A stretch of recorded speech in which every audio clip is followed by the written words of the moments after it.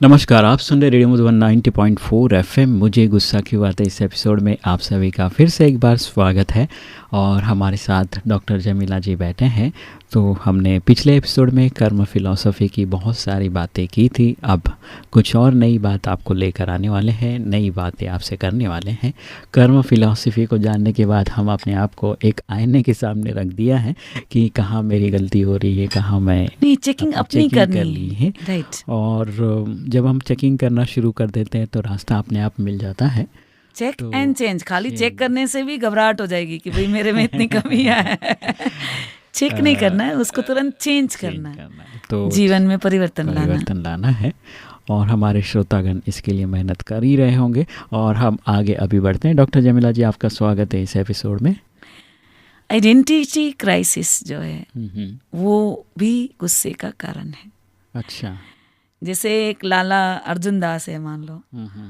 तो लाला अर्जुन दास बहुत धनवान है, उसको आप बेसमझ कह लो वो पोसाता है, मगर आप उसको निर्धन कह लो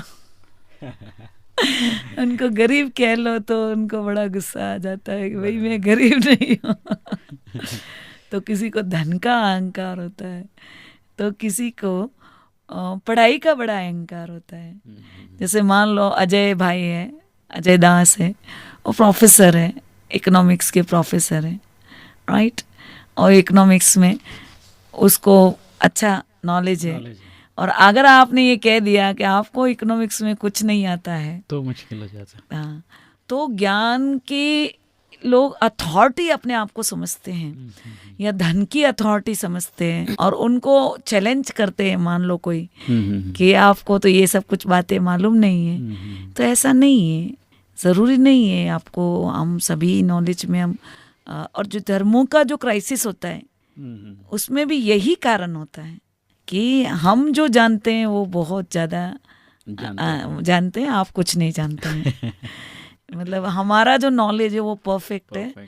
और जो आपस में धर्मों में जो टकराव होता है, जो बड़े बड़े देशों में भी जो टकराव होता है, ये आइडेंटिटी क्राइसिस में कि मैं तुमसे श्रेष्ठ हूँ जबकि यहाँ भगवान हमको सिखाते हैं कि पूरी कायनात एक है, सब परमात्मा के बच्चे हैं। जब एक ही फैमिली के बच्चे हैं हम, एक ही पूरी वन गॉड वन फैमिली है, तो हमारा आपस में ये टकराव उचित नहीं है। और ये जो ज्ञान का नशा है, उल्टा नशा कि मैं इतना जानता हूँ, और फिर अगर आप उसको चैलेंज करते हैं तो फिर नेचुरली उबल पड़ते हैं और बहुत तकलीफ होती है। डॉक्टर जमीला जी, आपने बहुत ही अच्छी बात बताया, क्योंकि आमतौर पे देखा जाता है कि किसी स्टूडेंट को अगर आप बोलेंगे आपके पास नॉलेज नहीं है तो भी भड़क सकता है, क्योंकि वो पढ़ता ही है, नॉलेज तो उसके पास है ही है।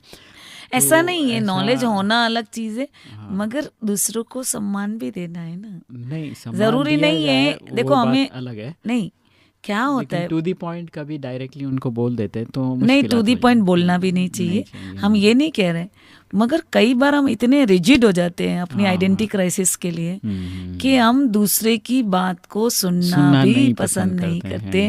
हम ओपन माइंड रहते ही नहीं कि नहीं हो सकता है, यहाँ भी चेकिंग की जरूरत है ना, कि हम अपने मुद्दे पे इतना अड़ जाते हैं, अपनी आइडेंटिटी क्राइसिस।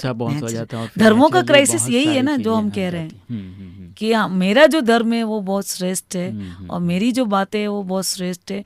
मेरे जो धर्म में जो कहा गया, श्रेष्ठता को बताने के चक्कर में बहुत सारे नहीं, और आपस में उलझ जाते हैं। सही बात है। तुम निकृष्ट हो, तो निकृष्ट कोई है ही नहीं ना, सभी श्रेष्ठ हैं, तो फिर निकृष्ट की तो बात ही नहीं आती। तो चलिए इसी के साथ हमारे श्रोताओं को सुनाते एक प्यारा सा गीत और फिर आगे इसी सिलसिले को जारी रखते हैं। आप सुन रहे ब्रह्मा कुमारी इसका सामुदायिक radio station radio Madhuban 90.4 FM, और इसमें आप सुन रहे मुझे गुस्सा क्यों आता है इस एपिसोड को। सुनते रहो मुस्कुराते